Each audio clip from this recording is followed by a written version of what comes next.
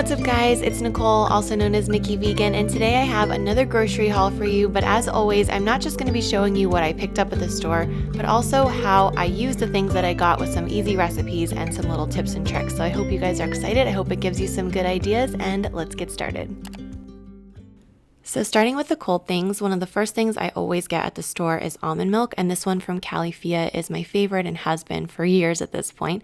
And then I also almost always get some unsweetened plain yogurt. I love this one from Kite Hill, and I usually use it on my oatmeal, but I will also use it as a vegan sour cream replacer. So it's really good on recipes like nachos or even on vegan chili.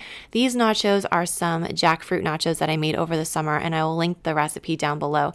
But I feel like the kind of cold, creamy, cooling yogurt with the hot, crunchy, spicy nachos is heaven.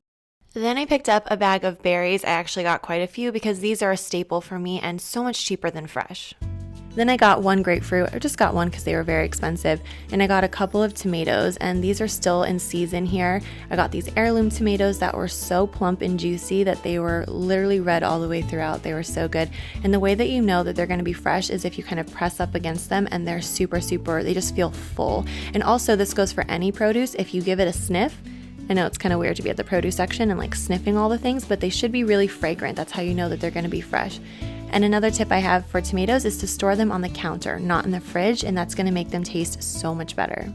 Then I picked up a lot of produce here, so I got avocados, lemons, pears, and apples. These are staples for me, and also potatoes. And obviously you guys know how to make baked potatoes, but one of my favorite ways to make potatoes is actually to make potato salad. This is a great meal prep option. So what you're going to do is just take 5 medium potatoes, go ahead and peel them and cut them into pretty large chunks. You don't want the chunks to be too small because we're going to toss this with a sauce later on, and if you have them too small in the beginning, it's going to end up like just mashed potatoes. So while those are boiling, I go ahead and I cut up 3 cloves of garlic and 2 tablespoons of chopped shallots. Potato salad usually has a mayonnaise-based dressing, which is a lot of oil and it can be really heavy. So what I like to do is to make an oil-free dressing that's still nice and creamy by mixing together 3 tablespoons of tahini with 4 tablespoons of hot water.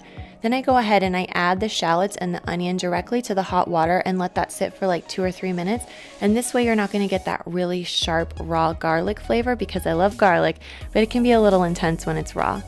Then I just add the juice of a lemon. I do half a teaspoon of salt and 1 teaspoon of dried dill, and I stir this together and it becomes a nice creamy sauce to pour over the potatoes.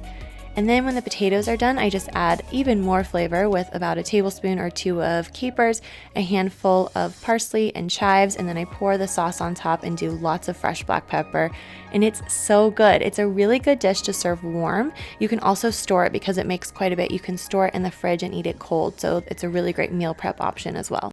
Then because it's fall time, I got myself some pumpkin spice granola. This is actually labeled vegan, which makes it super convenient, and I loved it. It's really good. It's very sweet, so I don't eat it like just a bowl full of granola, although you totally could if you wanted to. The way I like to do it is to actually sprinkle it on top of some pumpkin spice oats. So I just usually have a couple cans of pumpkin this time of year, just always in my pantry for soups and for oatmeal, so many different things.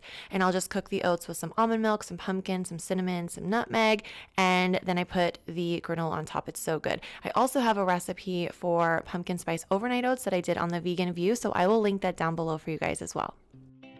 Then I picked up some ginger. I like to use this for anything curry related or also in smoothies. Then I got some garlic. I usually pick up like 2 or 3 of these just so that I have them on hand. They last a long time in your dry pantry. And then I picked up a chili pepper. This is a Serrano chili pepper. I use them in my curry chickpea burgers, which I'll link down below.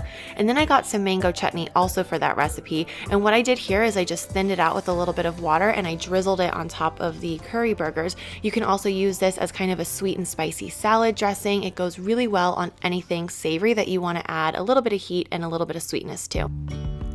Then I got a couple of zucchinis and some mushrooms, and I love mushrooms all different kinds of ways, obviously just in pasta sauces or, as a side dish, but I also really like turning them into carpaccio. I did a restaurant series on this channel where I did a 3-part series where I made restaurant style dishes but veganized, and I actually made them kind of steakhouse inspired, so really fancy kind of cool dishes turned vegan and really simple. So if you have a special occasion coming up or a date night and you want to impress anyone or just yourself with some awesome recipes, check that out.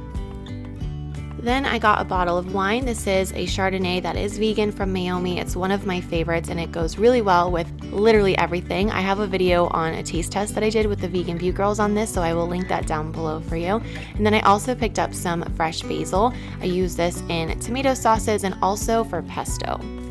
So I know a lot of you are pesto lovers like I am, and a lot of you probably know that regular pesto generally has Parmesan cheese in it. So I've created a couple different types of pesto, but this is one of my favorites and it's definitely the easiest. So all you're going to do is combine 2 handfuls of basil. I do a big handful of basil, 1 handful of parsley, the juice of a lemon, which gives it a nice freshness, and then a garlic clove, which obviously garlic makes everything better.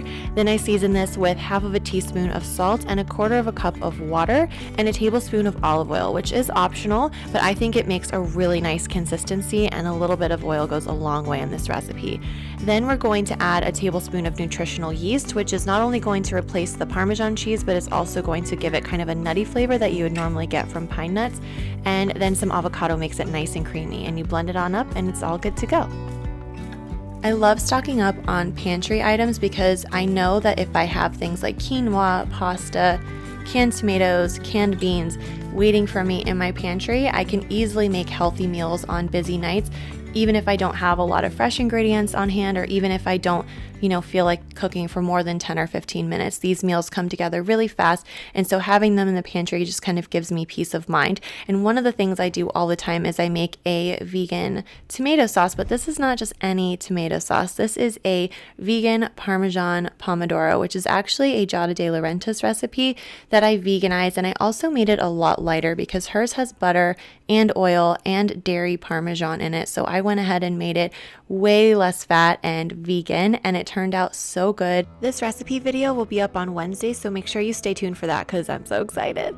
And also I always get some oats. I pretty much pick up oats like every other trip to the grocery store because I use them a lot.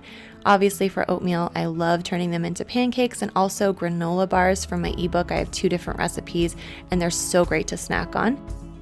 And then I got some coffee. I try to get whatever's on sale and whatever's organic, but if you guys have a favorite coffee brand that you love that I should check out, please let me know in the comments because I'm always on the hunt for a good coffee. Last but not least, I saw that they had some chocolate on sale, so I figured why not treat myself, and I got this one from Alter Eco, which is the sea salt and dark chocolate flavor. So good, although I have to say my favorite from this line is the mint crisp. It is so good, and if you guys are a mint chocolate chip ice cream lover, you have to go get it because it is delicious. Thank you guys so much for watching this video. I hope that you enjoyed it and that it gave you some good ideas for the next time that you go to the grocery store. If you want to see more grocery hauls from me, then check out the description box below. I will put a playlist of all the ones I've done in the past there, so it's easy for you to find, and I will see you guys in a video very soon. Bye!